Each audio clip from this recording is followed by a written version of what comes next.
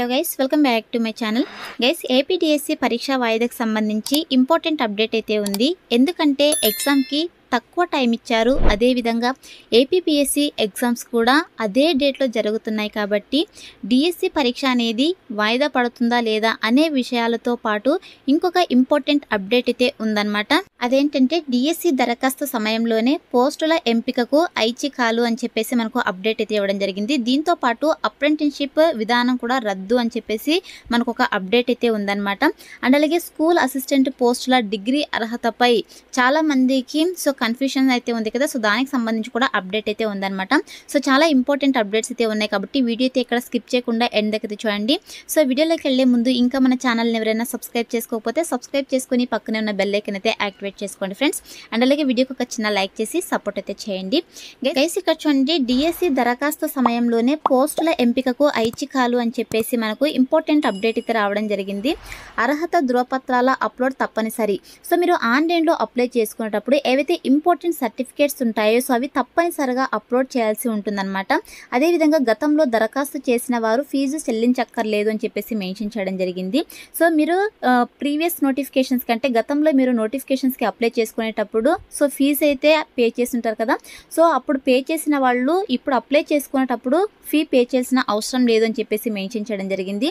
Online పరీక్ష అవసరమైతే పక్క రాష్ట్రాల్లో కేంద్రాలు. సో సిబిటి ఎగ్జామ్ సంబంధించి ఎగ్జామినేషన్ సెంటర్స్ పక్క రాష్ట్రాల్లో కూడా కండక్ట్ చేసేటువంటి అవకాశాలు అయితే ఉన్నాయన్నమాట. పీఈటీలకు టెట్ లేదు, ద్విభాషల్లో ప్రశ్నపత్రాలు అయితే ఉంటాయని చెప్పేసి మెన్షన్ చేయడం జరిగింది. అంటే మనకు ఇంగ్లీష్ అదేవిధంగా తెలుగులో అయితే సో ప్రశ్నపత్రాలు అయితే ఉంటాయన్నమాట. మెగా డిఎస్సి ప్రకటన విడుదల చేసిన విద్యాశాఖ దరఖాస్తు ప్రక్రియ ప్రారంభం తుదిగడు వచ్చేసి మే 15 అని చెప్పేసి మెన్షన్ చేయడం జరిగింది. గైస్, ఇక్కడ చూడండి, మెగా డిఎస్సి 2025 నోటిఫికేషన్ను పాఠశాల విద్యాశాఖ ఆదివారం విడుదల చేసింది. రాష్ట్ర, జోనల్, జిల్లాల వారీగా పోస్టులు, సబ్జెక్టుల పోస్టులు, రిజర్వేషన్లతో పూర్తి స్థాయిలో ఖాళీల వివరాలను పాఠశాల విద్యాశాఖ వెబ్సైట్లో పొందుపరిచింది. ఈసారి దరఖాస్తు ప్రక్రియలో కొత్తగా 2 విధానాలను తీసుకొచ్చింది. యాజమాన్యాల వారీగా ఆయా పోస్టులకు ఐచ్ఛికాలు నమోదు చేయాలని పేర్కొంది. దరఖాస్తు గడువు ముగిసేలోపు అర్హత ధృవపత్రాలను తప్పనిసరిగా అప్లోడ్ చేయాల్సి ఉంటుంది. గతంలో మెరిట్ జాబితా విడుదల చేసిన తర్వాత వీటిని స్వీకరించేవారు. ఈసారి ముందుగానే వీటిని తీసుకుంటున్నారు. ఒక అభ్యర్థి 3 రకాల పోస్టులకు దరఖాస్తు చేస్తే పోస్టుల వారీగా ప్రాధాన్యాలు ఇవ్వాల్సి ఉంటుంది. ఒకవేళ అభ్యర్థి మెరిట్ జాబితాలో ఉంటే ఈ ఐచ్ఛికాల ప్రకారమే పోస్టింగ్ ఇస్తారు. మొదట దరఖాస్తు సమర్పించినప్పటికీ గడువు ముగిసేలోపు అర్హత ధృవపత్రాలను అప్లోడ్ చేయాల్సి ఉంటుంది. వీటిని సమర్పించకపోతే హాల్ టికెట్లు జారీ చేయరు. దరఖాస్తులో ఏమైనా తప్పులు ఉంటే సమర్పించిన తర్వాత ఎలాంటి సవరణలకు అవకాశం ఉండదు. అభ్యర్థులు ముందుగానే అన్నీ సరిచూసుకుని దరఖాస్తులు సమర్పించాలి. ఫ్రెండ్స్, ఆన్లైన్లో మీరు అప్లై చేసుకునేటప్పుడు ఎటువంటి మిస్టేక్స్ అయితే చేయకండి. వన్స్ మీరు మిస్టేక్స్ చేశారంటే వాటిని రెక్టిఫై చేసుకోవడానికి ఎడిట్ ఆప్షన్ కూడా లేదనమాట. సో కాబట్టి మనకి ఇంకా టైం అయితే ఉంది. మీ యొక్క సర్టిఫికేట్స్ అన్నీ కూడా రెడీ చేసుకునేసి తర్వాత మీరు మిస్టేక్స్ లేకుండా ఆన్లైన్లో అప్లై అయితే చేసుకోండి. అదేవిధంగా మీరు గతంలో సర్టిఫికేట్స్ అయితే అప్లోడ్ చేస్తుంటారు కదా. సో ఒకవేళ మీరు అప్పుడు అప్లోడ్ చేసినా కూడా మళ్ళీ ఇప్పుడు కూడా అప్లోడ్ చేయాల్సి ఉంటుంది. ఒకవేళ ఇప్పుడు సర్టిఫికేట్స్ అప్లోడ్ చేయకపోతే మీకు హాల్ టికెట్స్ అయితే ఇవ్వము, హాల్ టికెట్స్ అయితే జారీ చేయరు అని చెప్పేసి క్లియర్గా మెన్షన్ చేయడం జరిగింది. కాబట్టి సో ప్రతి ఒక్క ఇంపార్టెంట్ సర్టిఫికేట్ కూడా మీరు సో ఆన్లైన్లో అప్లోడ్ అయితే చేయండి గైస్ అప్లై చేసుకునేటప్పుడు. అదేవిధంగా మీరు పోస్ట్ ప్రిఫరెన్సెస్ కూడా ఇవ్వాల్సి ఉంటుందన్నమాట. సో ఎవరైతే 3 రకాల పోస్టులకు అప్లై చేసుకుంటారో సో వాళ్ళు వచ్చేసి పోస్ట్ ప్రిఫరెన్స్ అయితే ఇవ్వాల్సి ఉంటుంది. దాని ప్రకారమే మీకు పోస్టింగ్ కూడా ఉంటుందని చెప్పేసి మెన్షన్ చేయడం జరిగిందనమాట. దీంతో పాటు ఇక్కడ చూడండి, మనకు సో ఆన్లైన్ ఫీజు చెల్లింపు దరఖాస్తుల స్వీకరణ ఏప్రిల్ 20 నుంచి మే 15 వరకు కొనసాగుతుంది. మే 20 నుంచి నమూనా పరీక్షలు ఉంటాయి. మే 30 నుంచి హాల్ టికెట్లు డౌన్లోడ్ చేసుకోవచ్చు. అదేవిధంగా గతంలో దరఖాస్తు చేసిన వారికి ఫీజు మినహాయింపు అని చెప్పేసి ఒక అప్డేట్ అయితే ఉందన్నమాట. వైకాపా ప్రభుత్వ హయాంలో ఎన్నికల ముందు విడుదల చేసిన డిఎస్సి 2024కు దరఖాస్తు చేసుకున్న అభ్యర్థులు ఎలాంటి ఫీజు చెల్లించాల్సిన అవసరం లేకుండా ఈసారి దరఖాస్తు సమర్పించవచ్చు. అప్పట్లో దరఖాస్తు చేసిన పోస్టుకు కాకుండా ఇతర పోస్టులకు దరఖాస్తు చేస్తే మాత్రం ఆ ఫీజు చెల్లించాల్సి ఉంటుంది. ఫ్రెండ్స్, మీరు గతంలో ఏదైతే పోస్ట్కి అప్లై చేసుకుంటారో ఇక పోస్ట్కి కనుక మీరు అప్లై చేసుకుంటే ఆ పోస్ట్కి మీరు అప్లికేషన్ ఫీ పే చేయాల్సిన అవసరం లేదనమాట. మిగతా పోస్ట్కి ఏదైనా అంటే వేరే పోస్ట్కి అప్లై చేసుకుంటే కనుక కంపల్సరీగా మీరు అప్లికేషన్ ఫీ అయితే పే చేయాల్సి ఉంటుంది. అలాగే ఇక్కడ చూడండి, అభ్యర్థులు ఒక్కో దరఖాస్తుకు 750 చొప్పున చెల్లించాల్సి ఉంటుంది. ప్రతి పోస్టుకు ప్రత్యేకంగా దరఖాస్తు ఫీజు చెల్లించాలి. మీరు ఎన్ని పోస్టులకైతే అప్లై చేసుకుంటారో అన్ని పోస్టులకు కూడా సపరేట్గా మీరు అప్లికేషన్ ఫీ అయితే పే చేయాల్సి ఉంటుంది. గతంలో అప్లై చేసుకున్న పోస్టుకు తప్ప మిగతా పోస్టుకు అప్లై చేసుకుంటే సపరేట్గా అప్లికేషన్ ఫీ అయితే పే చేయాల్సి ఉంటుంది అనమాట. అలాగే అభ్యర్థులు ఎవరైనా తప్పుడు సమాచారాన్ని నింపితే వారిపై క్రిమినల్ చర్యలు తీసుకోవడంతో పాటు దరఖాస్తును తిరస్కరిస్తారు అని చెప్పేసి మెన్షన్ చేయడం జరిగింది. గైస్, మీరు అప్లై చేసుకునేటప్పుడు మీరు తప్పుడు సమాచారాన్ని కనుక ఇస్తే మీ పైన క్రిమినల్ చర్యలు కూడా తీసుకుంటాము, మీ యొక్క దరఖాస్తును కూడా తిరస్కరిస్తాము అని చెప్పేసి మెన్షన్ చేయడం జరిగింది.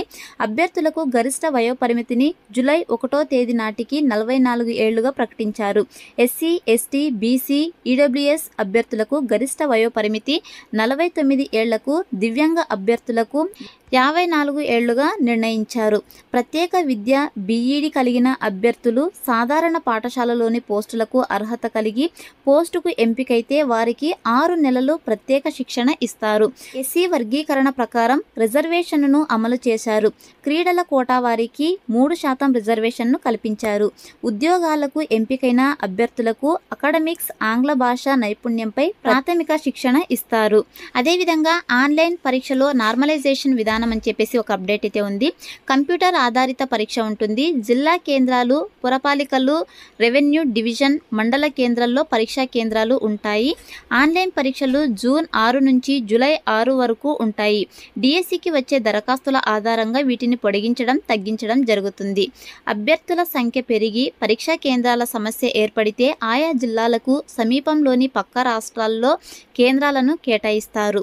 ప్రతి పరీక్షా కేంద్రం ఒక విడతకు 300 నుంచి 500 మంది పరీక్ష రాసే సామర్థ్యంతో ఉంటాయి. ఆన్లైన్ పరీక్ష కొన్ని రోజుల పాటు జరుగుతుంది. అందువల్ల అన్ని సెషన్లను కలిపి ఈఏపీ, సెట్, జేఈలోనూ అమలు చేస్తున్నట్లు నార్మలైజేషన్ విధానాన్ని పాటిస్తారు.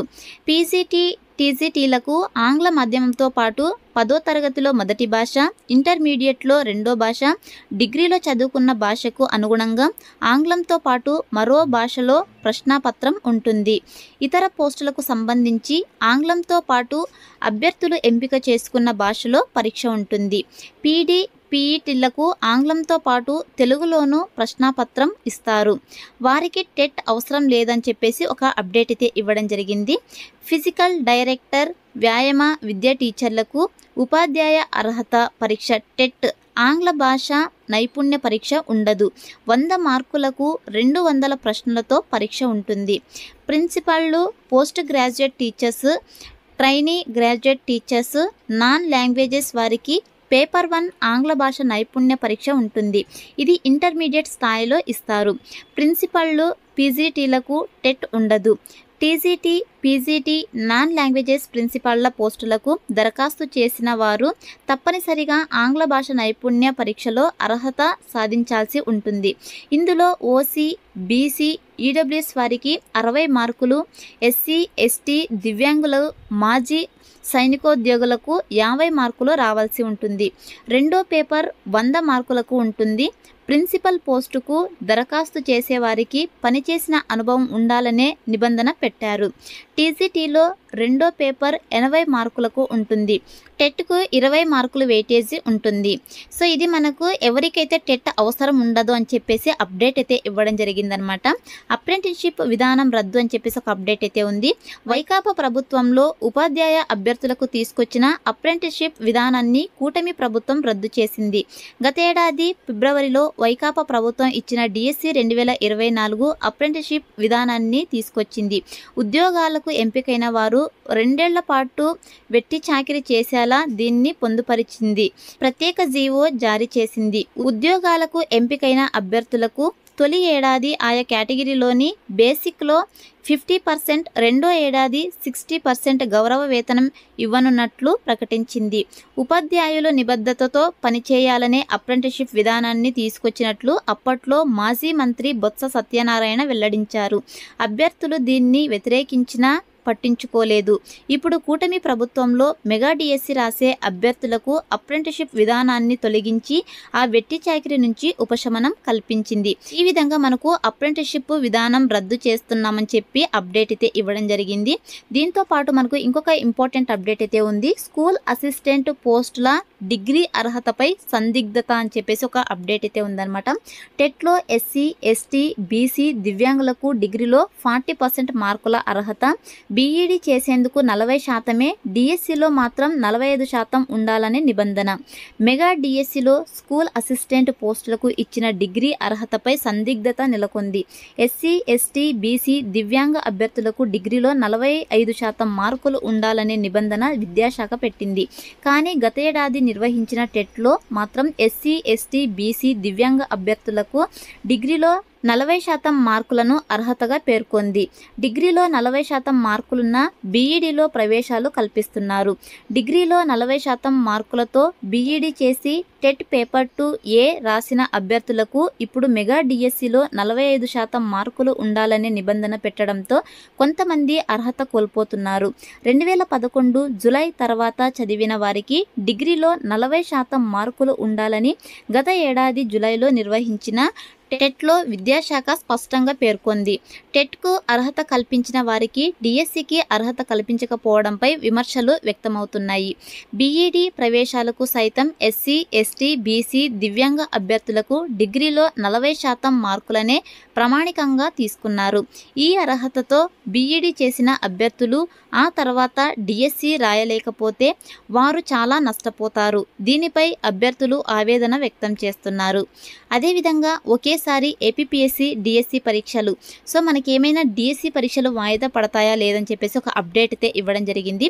ఏపీపీఎస్సీ నిర్వహించే పరీక్షలు, డిఎస్సి పరీక్షల షెడ్యూల్ ఒకే సమయంలో ఉండటంతో రెండు రాసే కొంతమంది అభ్యర్థులు ఆందోళన వ్యక్తం చేస్తున్నారు.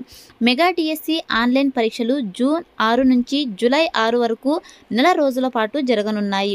ఇదే సమయంలో ఏపీపీఎస్సీ 4 నియామక నోటిఫికేషన్లకు సంబంధించిన పరీక్షలను నిర్వహిస్తోంది.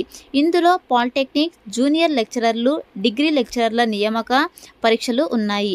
ఇప్పటికే ఏపీపీఎస్సీ పరీక్షల షెడ్యూళ్లను విడుదల చేసింది. జూన్ 16 నుంచి 26 వరకు పరీక్షలు జరగనున్నాయి. డిఎస్సి పరీక్షలు కూడా అదే సమయంలో ఉండటంతో ఆందోళన వ్యక్తమవుతోంది. ఏపీపీఎస్సీ డిఎస్సి పరీక్షలు రెండు ఒకే టైంలో ఉండడం వల్ల సో మనకి ఏమైనా డిఎస్సి పరీక్షలు వాయిదా పడతాయా లేదా ఏపీపీఎస్సీ పరీక్షలు వాయిదా పడతాయా అనే దానిపైన ఆందోళన అయితే వ్యక్తం చేస్తున్నారు. ఇక ఏపీ గవర్నమెంట్ ఎలాంటి నిర్ణయం తీసుకుంటుందో దానిపైన అయితే డిపెండ్ అవుతుంది అనమాట. సో ఏపీ డిఎస్సి పరీక్ష వాయిదా పడుతుందా లేదా అని చెప్పేసి అభ్యర్థులందరూ కూడా డిఎస్సి పరీక్ష వాయిదాకు సంబంధించి సో వేచి చూడాల్సిందే అనమాట. సో ఇది ఫ్రెండ్స్ ఇవాల్టి ఇంపార్టెంట్ అప్డేట్స్. మరిన్నో ఇలాంటి లేటెస్ట్ జాబ్ అప్డేట్స్ కోసం మన ఛానల్ని అయితే సబ్స్క్రైబ్ చేసుకోండి. Thanks for watching.